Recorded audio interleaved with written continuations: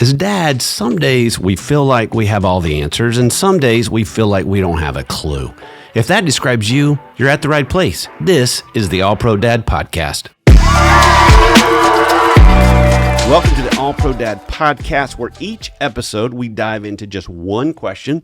We talk about what we've gotten right, but mostly what we've gotten wrong. We explore what the experts say and leave you with one small but powerful pro move. My name is Ted Lowe, and I'm joined today by three other dads. And between the four of us, I think we've got all ages and stages. So as you're listening, you'll know that. And each episode, we have one question of the week. Buck, dive in for us. What is our question of the week? Our question of the week is, what are the things my kids secretly wished I knew? You know, for me, my kids I've got young adults, and I've got a 13-year-old and 18-year-old. But, you know, if I were to rewind on my kids, there's a couple of things I wish that I would know that they didn't know how to tell me. Like, for instance, my oldest son, he kind of presented as this really competitive athlete, and he was an athlete. And so, and he had very strong opinions about things. I don't know where he got that from, but he was very, very passionate about things. He kind of would boss his brothers and sisters around, and which was great. I mean, we called him the third parent, and he was actually a really good parent. A lot of days he was better than Nancy and I. But he did a great job. He did a great job parenting his brothers and sisters. They needed him to step in. But I wish I'd have known what I know now, which is he's a pretty tender soul. Like he's pretty sensitive. He's and I've learned now going, oh wow, my words were a little bit more me thinking I'm coaching you, and you know, you respond to that, and he needed me to be a little bit more tender with him. I wish I'd known that. What about your guys' kids? Is there anything you wish now, you know, BJ, they're older, I wish I'd known that? Oh boy. It's funny, as you were talking, I was thinking as a son of my dad. Yeah, dude, that's a great one. Let's go there. I was desperate for his approval. I was desperate for his encouragement. Those were the things. And I was desperate for kind of a stable environment. Like those were the things that I kind of really needed from him. I think a lot of times with our kids, because they don't know how to communicate, they don't even know what they're feeling until they're older, kind of like we sit around and do now, that we've kind of got to be super intentional about, okay, let me think about this. What is something that they need me to know, and maybe they don't know how to tell me? BJ, you wrote an incredibly popular post on allprodad.com about this, about the 5 things kids secretly wished that their dads knew. Can you walk us through those just a little bit today? Sure.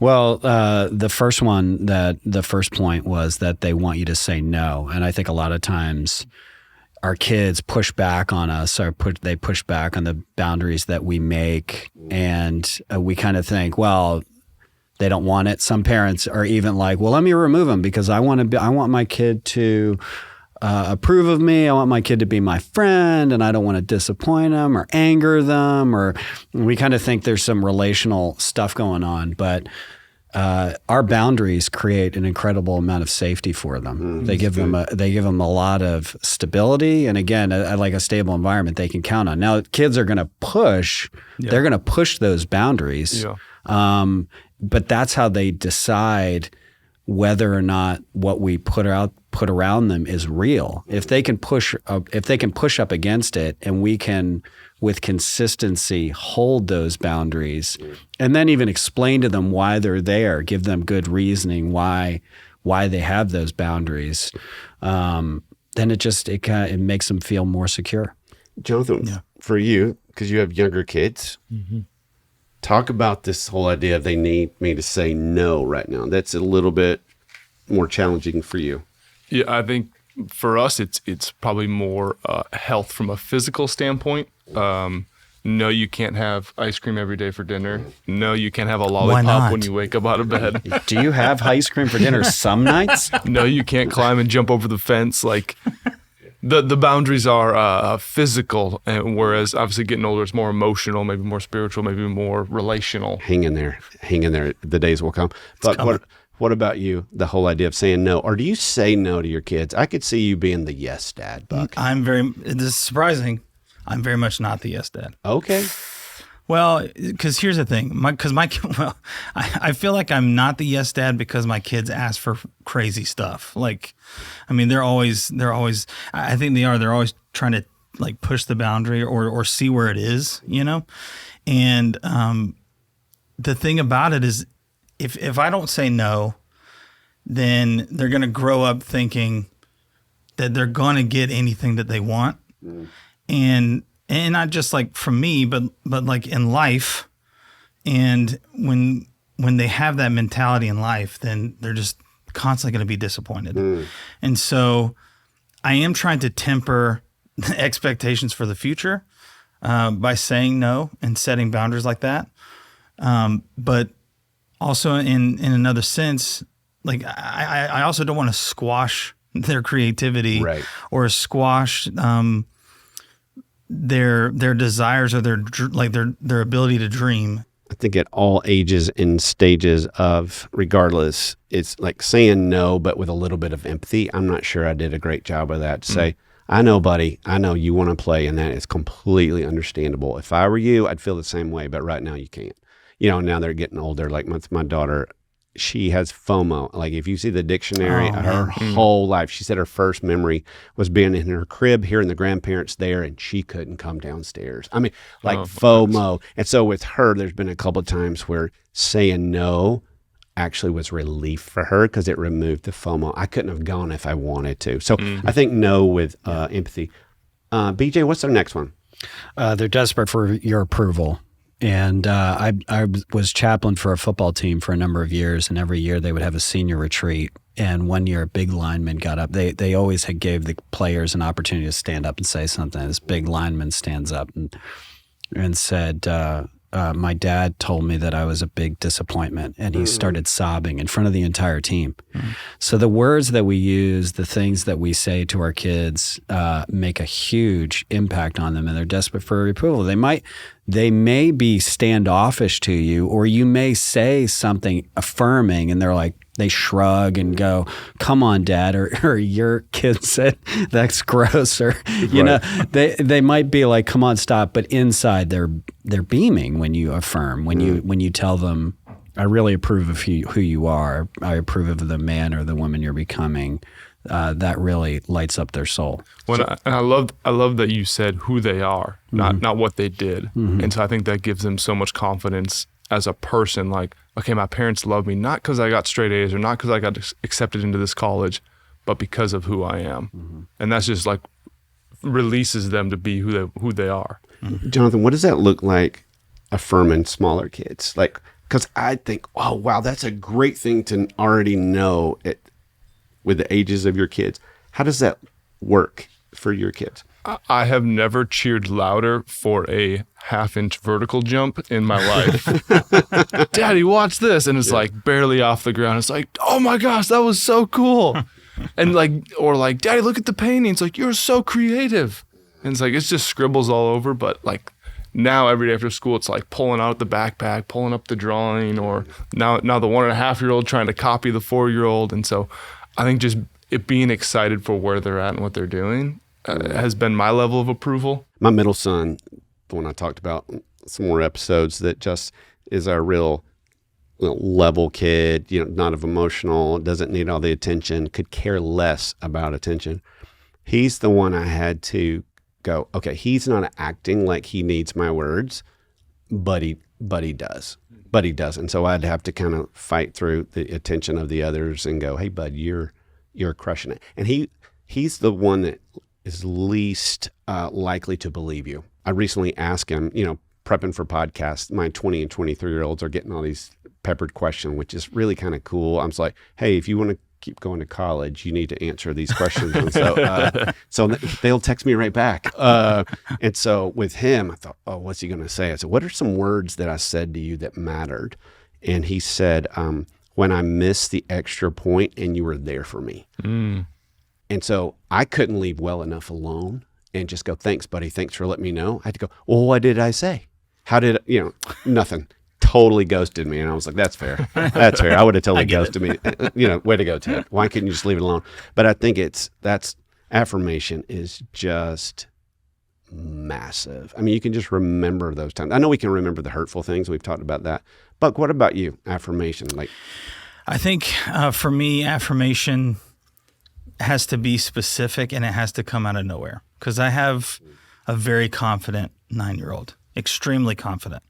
And he gives himself words of affirmation more than I do. And so we're constantly trying to tone him down a bit. But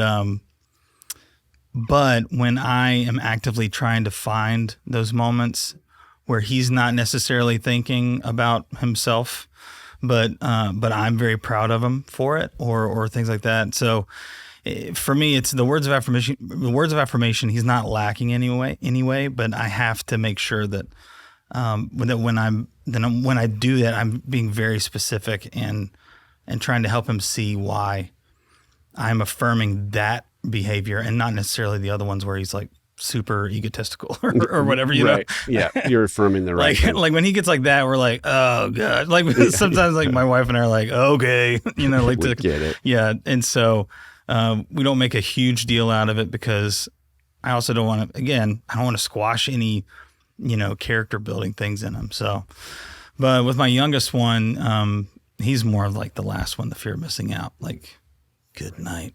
But I feel like we're affirming him all the time. He's just like, no, whatever. BJ, what about you and your kids? Knowing that, man, I really wish I'd had that from my dad.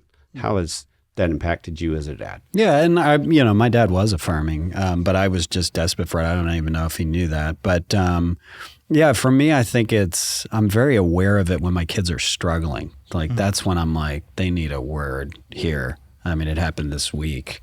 One of my kids was just struggling through school. And I had told him, you know, I want you to bring your best self every day, and particularly to the stuff you're struggling with. And I saw him doing that. And he just said, I hate school. And I pulled him aside and said, hey, listen, remember how I told you to bring your best self? I said, you're doing that, and I'm really proud of you. And the tears came, which kind of took me off. How old is he? 15. You know, it kind of took me back a little bit. I was like, oh, man. That's what he needed. It's what he needed. Yeah. And I don't always do that. So I'm like, oh, thank goodness. Like a lot of times I'm like, what do you got the look on your face for? Come on, let's.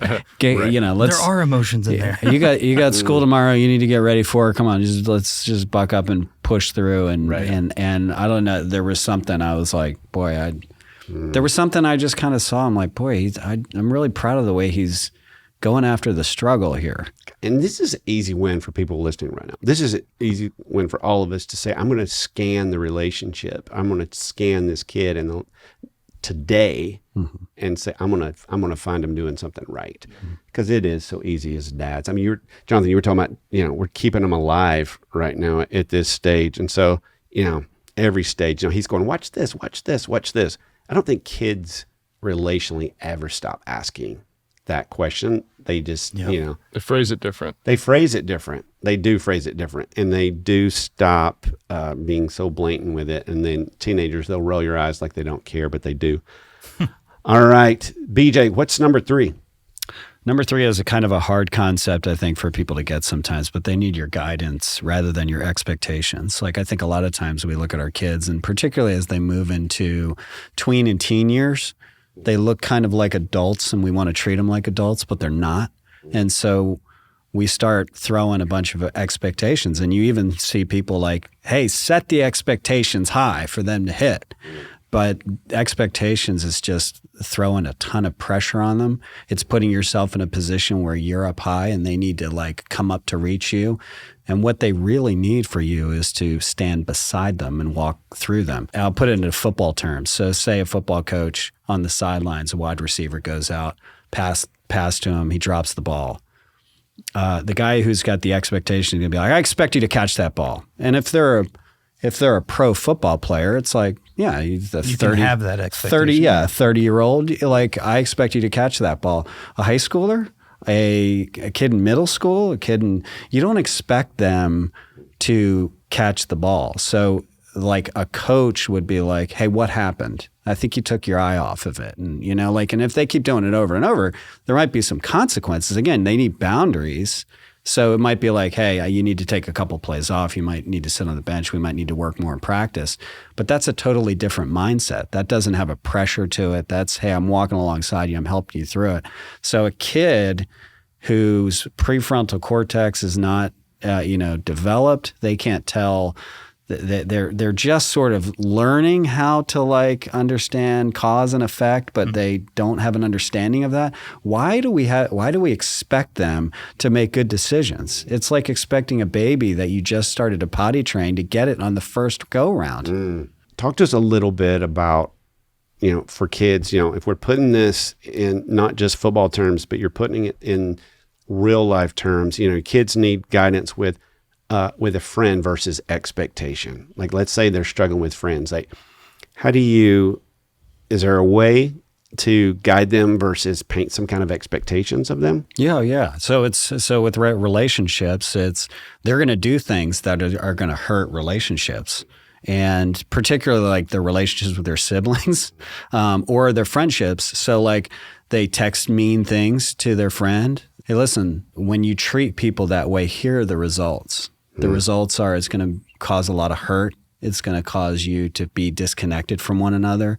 And the key to life is relationships, found in relationships and being connected with one another. And if you continue on this path of doing this and this, then all it's going to do is it's going to isolate you. And like it's a different, there's a different mindset around it. And he feels or she feels like you're walking alongside them and just pointing out like we need to be their prefrontal cortex. We need to be like the cause and effect. Hey, when you do this, this is what's going to happen, because they have no idea. Their brain is not there yet. But that's a beautiful example. A lot of this stuff, I'm like, where were you people earlier in the game? Thanks a lot. My kids are bitter. Okay, number 4. What is that one, BJ? They have no idea who they are, and it scares them to death. So this comes down to identity. And when you think about a kid's identity, it's really kind of fractured. And this is right out of Chap Clark. If you ever get a chance to get the book Hurt 2.0, or you can see a lot of videos online, but he talks about kids' identity kind of being fractured. And if you're just listening to this, I'm kind of holding my fingers apart. So they go into English class and they have to be a certain person in English class. They go to their practice or their music class or whatever, and they have to be somebody in there. They go to youth group and they got to be somebody there. They go hang out with their friends on the weekend. They got to be somebody there. They hang out with their family and they got to be somebody there. All of them are their total real self, but it hasn't come together yet. And so they might be totally different. In fact, it might even seem like they contradict one another. So like, hey, this kid is he's an A student and he's involved in his youth group, but he just got caught smoking pot over the weekend. Like, it doesn't make sense. And it's not, he's not fake. It's just, these are all, and they haven't when they come together, then they start to resolve one another. But just imagine going through life not really knowing who you are and maybe being somebody kind of completely different in each thing. It's kind of like walking through life with an earthquake underneath you. You don't have solid ground, and that's terrifying. Right. And so as dads, we need to have empathy for the fact that our kids are walking through life with a very unfirm, shaky foundation underneath them, and they need a lot of empathy and care through that. Jonathan, for you, do you think you grew up knowing who you were? Did you have an identity? Are you relating, as when you were a teenager specifically, did you feel like, oh, I know who I am? Or do you relate to what BJ's saying? Yeah, I think it was a constant. Who am I? Where am I going? What am I doing? I'm trying new things. I'm trying to navigate who do I want to be? What are these values that my parents have put in me? And do I agree with them? Do I not agree with them? Do I want to modify them? And so, I can totally relate to that analogy of just so many different areas, from sports to youth group to being home to, outdoor stuff with my parents to whatever it was. And now, as a 32-year-old, all that's brought together. And I think one of the greatest compliments I got was, you're the same person wherever you go from a value and character perspective. That's great. And so I think that's the end game of it. So if we talk about guidance and expectations on the last questions, I think as we guide them, It's to get them to that point of bringing it all together, not the expectation of get it together, but guiding them to have it together. How do we help them, BJ, to discover who they really are? Is that our role with this? When you think, God, they really don't know who they are. What's our role as dads, knowing that there's an earthquake under them? Ask them a lot of questions, just and affirm kind of the different areas that where you see their natural makeup. Not they're going out and smoking pot right. on the weekends. Right. That's where the boundaries come in and consequences. But just ask them questions. Let them explore. Let them think through who they are. You see their natural abilities. Point those out. Be like, gosh, you really do that well. That's. Or I love the way that you're naturally just kind to people, or you're thoughtful, or all those things. Our final one is they are consistently treated with contempt. Yeah, this is mainly tween and teen. Your younger kids, everybody thinks adorable, but when they move into tween and teen, they're just you can just see. Like I'll never forget. I was walking through a mall one time with a friend, and they just looked over and they're like, teenagers. Like they just. I mean, it was just. Because they're egocentric, they're loud, they're obnoxious, they're all those things. I get it, but they're just treated with contempt, and they pick up on that, and it hurts them, and it also makes them lock down with one another into this smaller culture where they're like, we need to keep adults out because they don't get us and they treat us with contempt. So when you say they're consistently treated with contempt, are you talking about peers? Or are you talking about parents? Or are you talking about both? It's more the adult culture. Yeah, it's more adult culture than anything else. Like kids today. Gotcha, kids today. Yeah. What a bunch of snowflakes. Just grow up. Yeah. Grow up, would you? Yeah. Just grow up. Quit having joy already. This generation, and even when they're kind and empathetic, it's like, oh, what a bunch of oversensitive, like they're right. There's no win. Yeah, and they can't do anything right. No, they can't do. Or you see, what do they know? You see kids laughing. You're like, what are they up to? Yeah, you're like, having fun, having joy in their souls. All right, God, we could talk about that forever, but need to land the plane here. So the bottom line here is our kids' unspoken needs are often the most important. Each week we give a powerful but doable pro move. So what's a pro move based on this episode? Our pro move this episode is to leave your kid or teenager a note to encourage them. It could be as simple as a Post-it note, and it could say things like, one day I hope you see how brave you are, or how smart or how kind you are. Just kind of give them an attribute about themselves. And I would say focus more on the attribute rather than the thing that they did. That's so smart. Something else you could say is, I know things have been tough at school, but I'm proud of the way that you're handling yourself. And then maybe another one is always know you're not alone. I'm right here whenever you need me. That's good.